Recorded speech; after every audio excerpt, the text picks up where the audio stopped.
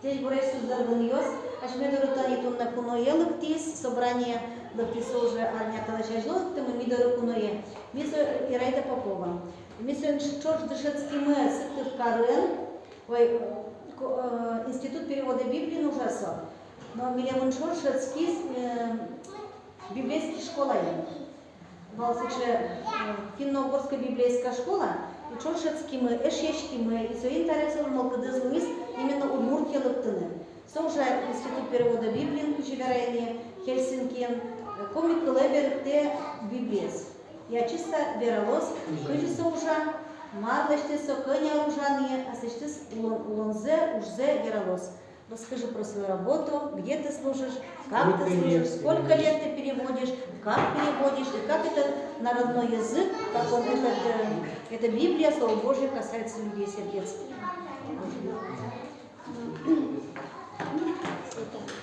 Лонёлом я листами, я пока мы приветствую Лонёлом, это очень близко как шалом, значит это мир вам, мир Божий, да, как и приветствую. Так что я очень рада быть здесь вместе с вами на этой земле удмуртской, потому что мы два раза родственники, потому что мы финно-угорские народы, и коми-зыряне, они тоже относятся к финно-угорским народам, как и удмурты, там, по-моему, 16 народов это туда входит. А так как мы еще дети Божьи, тогда мы вдвойне родственники. И есть у нас очень много слов похожих, я, конечно, все не понимаю, что говорят, и когда быстро говорят, не понимаю. Но есть какие-то слова, которые, например, что-то понимаю, скажем, вот это счет цифр, например, до 10, если по коме, так, скажем, звучит, вы поймете, что это схожие, да, вот слова щелем, вот тоже, и, ну и другие. Вот. У вас инмар Бог, а у нас вот ен. Короткое слово. Ну, есть очень много схожих слов. И я иногда говорю с Тамарой или с Сашей, у нас также это слово звучит, мы говорим. Некоторые слова понимаем, да, но не все, конечно, к сожалению.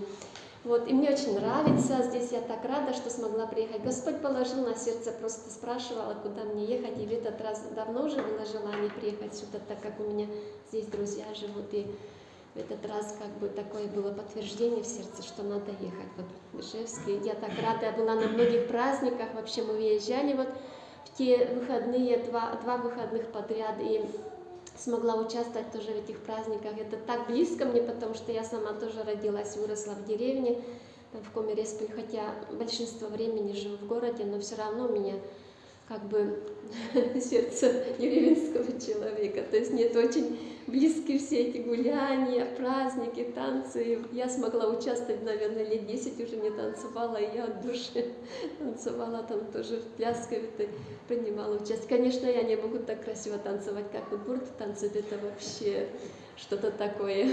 Я пыталась изучить, как я до движения, это с рождения надо быть удмуртом, чтобы научиться вот таким танцам. Петь я еще могу научиться, но танцевать это, да, действительно, нужно быть удмуртом. И тогда уже мне нравилось, когда мы были в школе, еще тогда тоже удмурты танцевали, так нравилось, в национальных костюмах они пели, танцевали тоже. Тогда уже я как-то влюбилась в эти танцы ваши. Вот, так что слава Богу. И действительно так приятно, так важно, что Господь любит все народы, всякие малые, это малочисленные народы или многочисленные, но Господь действительно, потому что Он сотворил нас, действительно, мы в Его глазах, мы в Его сердце, в Его глазах, каждый народ это как жемчужина, Он любуется каждым народом, нашим языком, как мы говорим, как мы поклоняемся Ему на своем родном языке, как мы славим Его, как мы разговариваем с Ним в молитве. Это Ему нравится, потому что действительно, когда говоришь или слышишь Слово Божье на родном языке, это касается сильно сердца, это близко, потому что действительно, это же родной язык, это с этим ты родился, с этим языком ты пришел на эту землю, и действительно впитал с молоком матери этот язык, и оно близко, и тебе кажется, что действительно, когда я читаю, например, на русском языке и на коме, конечно, это отличается. Это как будто вот Бог с тобой рядом просто говорит и разговаривает с тобой. Очень близко как бы Он находится. И хотела сказать, что это, ну, слава Богу, что у вас вот уже есть Слово Божье на родном языке, на удмуртском. И вот, скажем, 16 народов ходит, и среди них, вот, которые уже давно получили Слово Божье, это финны, венгры, эстонцы, они уже давно получили, они уже несколько столетий имеют Слово Божье на родном языке. Но среди малых вот финно-угорских народов, которые здесь, вот, скажем, в России живут, вы первые, вот удмуртский народ, это первые получили Слово Божье полностью, Библию на своем родном языке. Вы знаете, вот это честь большая, это милость Божья, это какое-то благоволение тоже Божье, наверное, много молились, хотели, желали читать Слово Божье на родном языке. Пусть это в вашем сердце будет огонь, действительно, нести вот это по деревням, служить, нести Слово Божье, раздавать, говорить, проповедовать, петь, прославлять на своем родном языке, потому что это важно. И не просто Господь дал вам это Слово Божье полностью быть, вы понимаете, просто у меня есть буклетик, и это, конечно, ну, примерно 10 лет назад была информация, сейчас немножко побольше стало, но все равно, скажем, около 7000 языков вообще в мире существует, и из них только на данное время как бы где-то 600 с лишним народностей имеют Слово Божье полностью Библию на родном языке. Где-то около 3000 имеют Новый Завет. И какие-то, и 1000 с лишним там, или сколько вообще, они имеют какие-то части Библии, скажем, Евангелие, или там Деяния апостолов, или что вот так, или послания какие-то, или Бытия, или что-то такое вот. И вы представьте, и есть племена, языки, народы, которые совсем не имеют. И представьте, вот вы в какую категорию входите. Вот это действительно Божья милость, привилегия. И мы можем этим действительно настолько быть благодарным Богу. Вот среди малых народов вы первые получили Слово Божье на удмуртском, а вот мы будем вторые, как бы комазыряне будем. У нас тоже сейчас готовится. Я в этом проекте участвую, в этом служении 22 года уже. 22 год вот сейчас служу, и мы очень надеемся, верим, уповаем, что, может, в конце следующего года у нас тоже выйдет полностью Библия. Ну, примерно где-то так вот еще осталось, где-то 1,5 года. Это очень долгий процесс, может быть, люди думают, почему это так долго идет. Но это очень долгий процесс, потому что это же каждое слово сверяется с оригинальным языком, каждое, чтобы ничего там не было не добавлено, не убавлено. Это целая группа работает. Я непосредственно переводчик, потому что переводчики должны очень хорошо знать свой родной язык, чтобы все тонкости языка передать, потому что очень важные принципы в переводческой работе – это сохранить смысловой перевод, то есть чтобы смысл был правильно передан, и чтобы оно звучало естественно, чтобы было на сегодняшнем языке переведено, чтобы люди читали, потому что если мы будем как бы экспериментировать и переведем на том языке, на котором говорили 100 лет назад, конечно, люди это не поймут, и он просто не будут использовать этот перевод. Поэтому важно, вот язык, он тоже развивается, он живой. И он развивается, и какие-то слова, они как бы отмирают, какие-то слова вновь нужно. Очень много терминов, например, нам пришлось тоже создавать новые термины какие-то, потому что многих духовных терминов не было, так как это было в то время, никаких, конечно, особо переводов духовной литературы тоже не было. Какие-то части, конечно, делали, пытались сделать, но все равно, чтобы вот так грамотно было со всех сторон. Ну, конечно, так, это как бы сейчас Господь дал время благодати, мы не знаем, сколько это длится, но это вот 20 лет или там 25 лет, которые Бог дал вот нам эту свободу вот делать, слава Богу. И на 10 финно-угорских языках есть уже Новый Завет, это полностью Новый Завет имеет, в том числе вот туда вы входите тоже, что у вас Библия уже полностью есть. И ханты-манси, они полностью Нового Завета еще не имеют, они как бы вот это какие-то части, вот, ну, Евангелия в основном они имеют на сегодняшний день. И очень малые народности, там, где, может быть, 1000 человек всего лишь осталось, и это тоже что-то делается для них. И, конечно, когда есть Слово Божье, сохраняется на родном языке, этот народ, он не умрет, потому что Господь сохранит, потому что вы же будете молиться, вы будете читать Слово, вы будете передать следующему поколению. То есть Божье Слово, оно сохранит народ, свой народ. этот народ сохранит через Слово Свое. Поэтому очень важно тоже иметь каждому народу Слово Божье на своем родном языке. У нас тоже были времена, когда мы не могли говорить свободно на своем родном языке. Я сама, когда выросла в деревне, я знала только свой родной языковый язык. Ну, что-то нам преподавали, конечно, в школе по-русски, но так как мы жили в деревне, и там все люди, если помнят, то, конечно, мы по-русски не говорили. А потом приехали, когда в город уже, и, конечно, как бы речь, она отличается тоже, но было тоже и как бы стеснение, смеялись тоже, потому что акцент сильно выделяется. И я хотела тоже забыть даже свой родной язык. Я думала, я выучу хорошо русский язык, буду знать и разговаривать без ошибок, без ничего. Но Господь не дал этому, потому что у Него в плане действительно Божьи пути неисповедимы. Мы вообще не знаем, что Он приготовил в нашей жизни. Вообще, только мы, когда оглядываемся назад, тогда видим Его планы, Его пути, как шаг за шагом Он ведет нас, и почему и для чего это надо было. И вот как бы то, что мы хотим иногда забыть, уничтожить, или Бог может вот это просто поднять из этого пепла, и Он может вот это восстановить. И кто бы думал, я вообще никогда в жизни не думала, что Господь призовет на это служение, что тот человек, который хотел забыть свой родной язык, будет заниматься переводом Библии, развивать свой родной язык.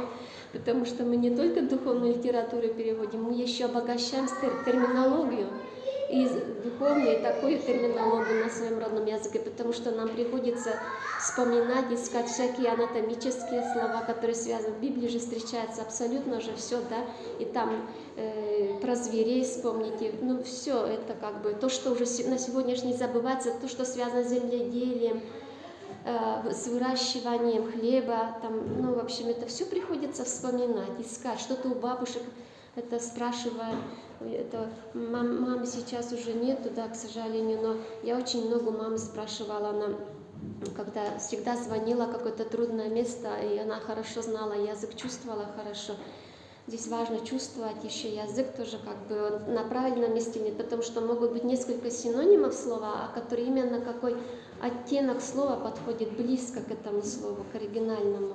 Вот она всегда мне тоже помогала, говорила, может вот это слово, может вот это. Мама, вот расскажи мне, как вот вы это хлеб выращивали, вот это снопы потом делали, да, как вот это. Потом сушили же, веяли, вот это сушили. Мы это уже ничего не знаем, уже, потому что мы это не видели. Они-то это еще видели, и они это все знают. И вот она мне рассказывала, и мне уже легче было с переводом. То есть прежде чем перевести какой-то контекст, нужно самой разобраться, о чем там написано, если ты не поймешь, как это самое. А так процесс сам он идет. Почему так долго? Потому что мы обычно вот с русского переводим, разные переводы смотрим.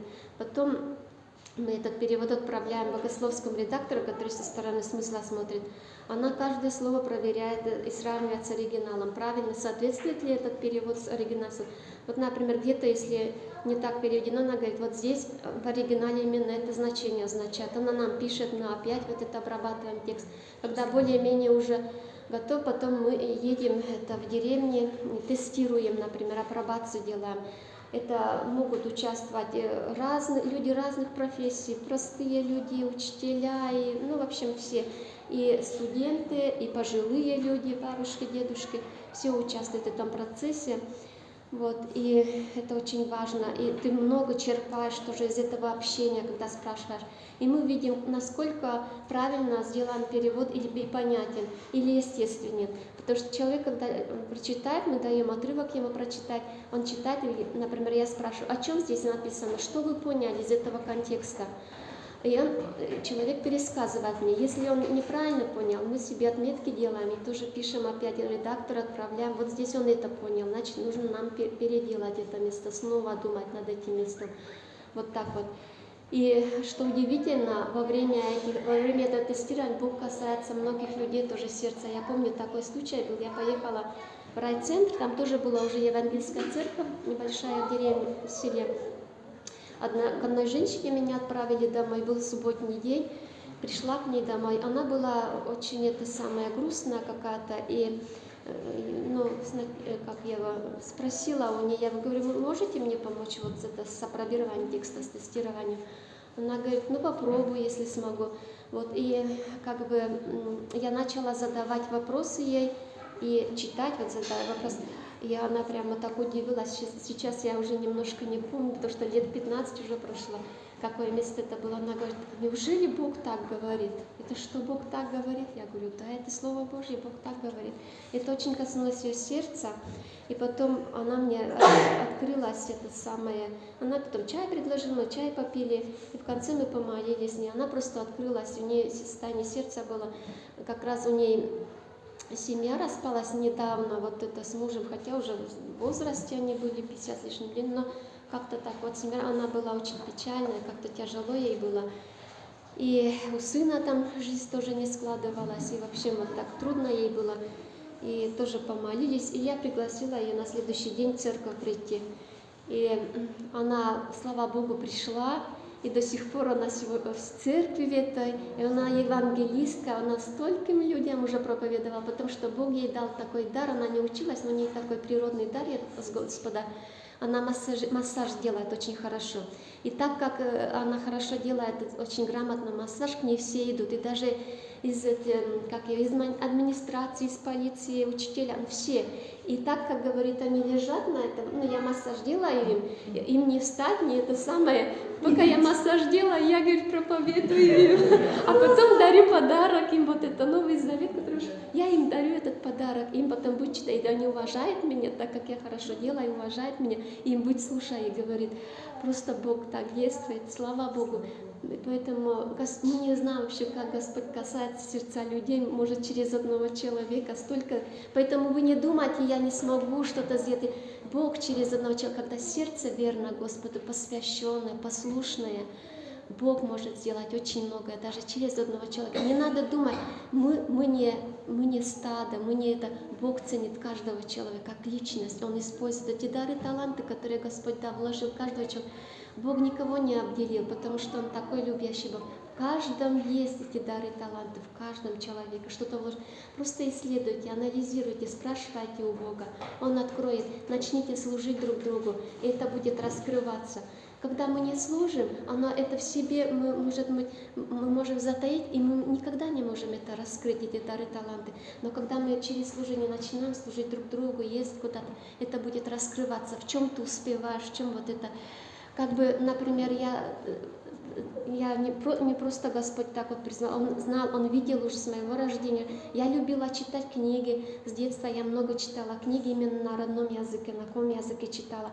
И это же не зря было, Он обогащал мой язык, тогда уже вкладывал, вот правильно мыслить. И еще это очень такая, тяжело, за компьютером целыми днями надо сидеть умственно, многие книги смотреть там размышлять, думать.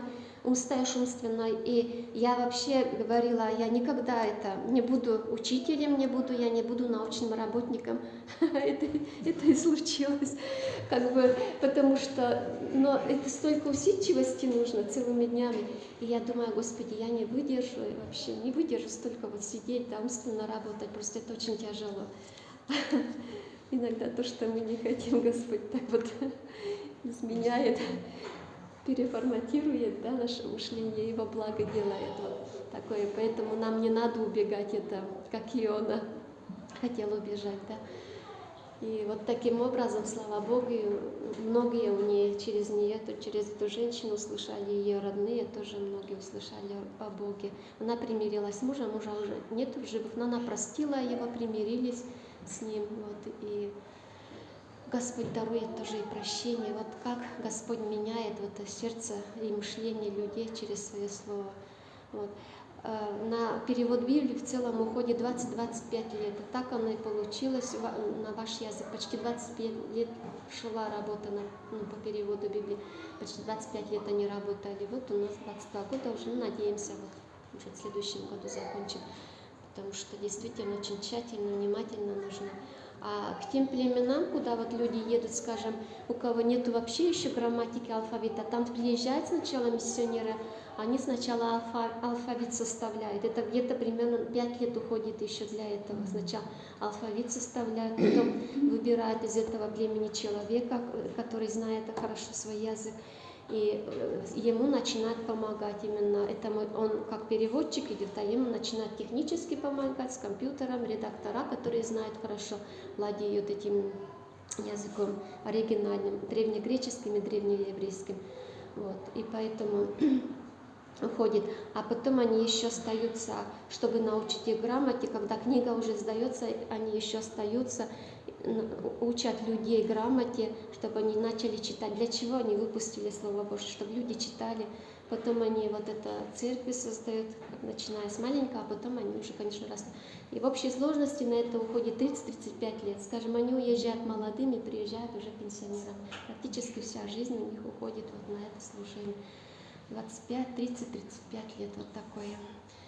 Да, слава Богу за этих людей. И вот надо молиться тоже, чтобы всем народам, всем племенам было переведено Слово Божье на родном языке, потому что есть племена, это ладно, слава Богу, нас учили, это очень хорошо, что мы знаем русский язык, мы можем через это друг с другом общаться. Когда знаешь несколько языков, это очень хорошо, учите язык. 2-3 языка, это очень хорошо. А вот они, например, племена, которые живут, они вообще не знают, кроме своего языка. То есть к ним надо идти и на их язык переводить. На другом языке они уже не могут. Скажем, Непале небольшая страна, там 800 языков, то есть 800 нужно переводов сделать, потому что они очень сильно отличаются друг от друга. Вот такое. Поэтому он и так долго как бы идет. Но все равно Божье повеление, оно делается, исполняется, и это оно будет, потому что действительно целая армия над этим работает. И вот в группе переводчиков, редактор еще, и я не одна переводчик, еще другие, но я с самого начала проекта как бы уже работаю тоже. И консультант еще есть, который, вот, когда уже более-менее текст готов, когда исправили уже со стороны смысла, потом филредактор исправляет со стороны языка, это шлифует, чтобы все красиво звучало на естественном языке. Потом стилист читает, но так как мы филологи, мы сами как филредакцию делаем, и стилистику, со стороны стилистики мы тоже сами уже смотрим, уже, потому что долгий опыт уже работы. А консультант, которые те места, которые очень сложные, мы, например, не смогли решить какие-то вопросы с редактором. Консультант, который вообще в совершенстве владеет этими оригинальными языками, он еще смотрит, и который хорошо знает библейскую культуру, он помогает нам. Вот. Это самая книга изучаемая, которую исследуют ученые, самая вот такая книга – это Библия. Это больше всего ученые. Не должны думать, что какие-то книги или сферы области изучать. Больше всего ученые изучают вот именно библейскую книгу Библии. Вот это. У них всякие симпозиумы бывают, и очень много разных встреч, конференций бывает, и вот они тоже вместе вот сходятся, какие-то сложные места смотрят и приходят к какому-то единому мнению. Поэтому Библия является самая исследуемая книга на сегодняшний день. Вот, так что слава Богу, читайте, пусть удмуртский народ спасается, придут к Господу, что было действительно много-много. Я так радуюсь, что у вас есть церковь такая хорошая, комфортная, большая. Пусть все места будут заняты, много народа пусть будет, придут еще много спасенных людей. Все-таки город большой, так вообще уютно. Это здорово, когда есть свое здание, когда не надо уходить оттуда, никто тебя не выгоняет. Можешь любой день прийти, да, на молитву с утра, вот, есть всякие служения. Это вообще здорово, я так радовалась, сидела там очень комфортно, вообще сиденья такие хорошие, мягкие. Я была во многих церквях, которые очень-очень-очень сильно отличаются. Это вообще у вас высший класс, можно сказать, очень так комфортно, так прямо понравилось очень. Цените это, вот, когда есть, да, иногда, может, мы не всегда замечаем, не всегда, может, ценим это вот. Давайте помолитесь за Фоми народ, за вашу работу, А потом за вашу команду, за вашу команду, которая у вас есть в переводе. И потом я спою вам, чтобы вы слышали язык, спою одну песню. За мое здоровье, молитесь тоже. Я буду молиться на русском языке, чтобы Ираида тоже понимала Господь. Слава Тебе, слава языку Твоему, ибо Ты есть Слово, Господь Иисус. Ты сказал, я есть путь, жизнь. Ты для нас, Господь, дал Слово, которое переводится на многие-многие языки. Одним из первых, Господь, Ты дал удмуртскому народу, теперь Ты даешь Коми, Господь. Благодарим за Ираиду. Ты выбрал ее, Господи, для этого служения. Она дочь Твоя, преданная, Господь. Предала себя в руки Твои, и не покаяться об этом, Господь, не раскаяться, ибо это благословение Твое. Через это Ты прославляешь имя Свое, Господь. Еще один народ будет знать Слово Твое и будет иметь возможность войти в Царствие Твое. Благослови дальнейший ее путь, Господь, в этом переводе. Пусть это будет действительно удивительные дни ее жизни, Господь, и придет время, когда она возьмет свой перевод от Тебя, из рук Твоих, Господь, на коми языке, и будет даровать эту Библию, Писанию, Господь, своим близким, родным, Господь, коми народу, и они будут принимать с удовольствием и не только печатную часть, но и духовную часть, будут веровать, в сердце напиши их, это слова Твои, Господь, которые Ты сейчас пишешь на бумаге. Благослови, Господи, весь этот народ, благослови дальнейшее служение Института перевода Библии, чтобы все переводы, которые они сейчас начали и уже ведут к завершению, были завершены досрочно, Господь, по милости Твоей. И те, которые еще не начаты, Господь, пусть быстрее начнутся. Слава Тебе да будет, слава Отцу и Сыну и Святому Духу. Аминь. И большой привет передайте Анита Лаксу, Института перевода, директору от удмуртского народа, удмуртского общения.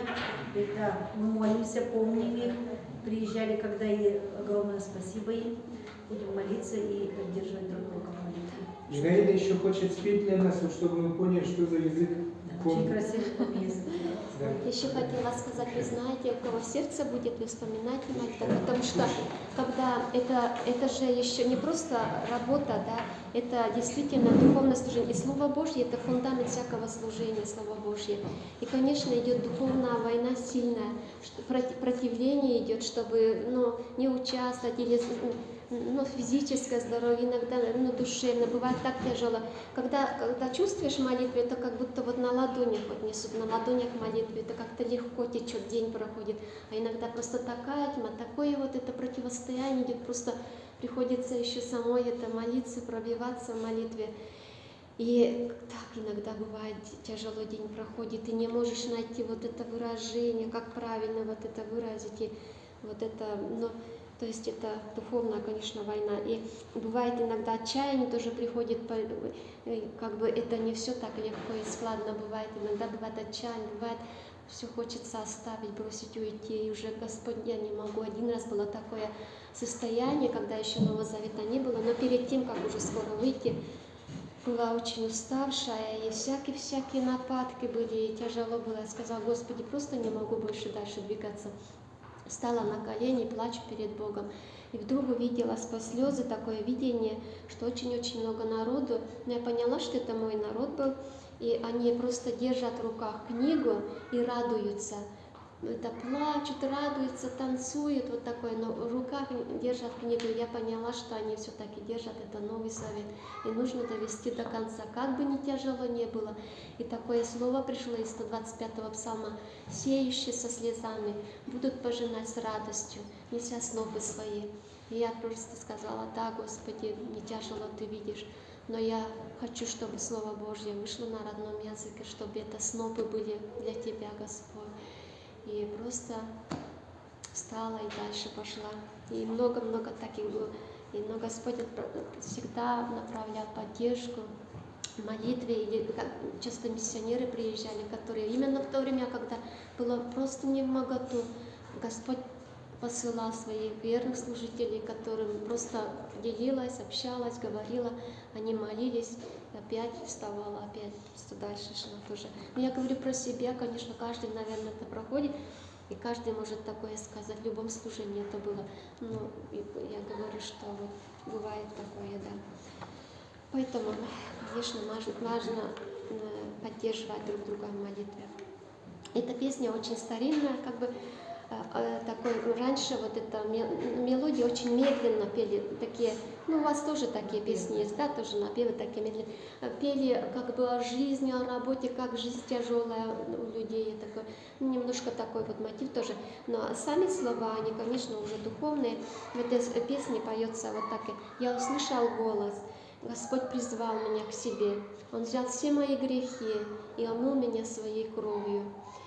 Бог мой, Христос мой, я пришел к Тебе, приблизился к Тебе, Ты своей кровью омыл меня, и я стал чистым. Ты дал мне свою жизнь новую, Ты дал мне сам, и Ты дал свою великую любовь, и открыл мне, явил мне. И Тебя, Господь Христос, мы благодарим за Твою святую кровь. Небесный Отец, мы Тебя благодарим. Драгоценный Дух Святой, мы Тебя благодарим. И повторяется вот это, что Бог Христос, я пришел к Тебе, и Ты омыл меня своей кровью, и я стал чистым. Такие вот слова, чтобы понятно было. Так.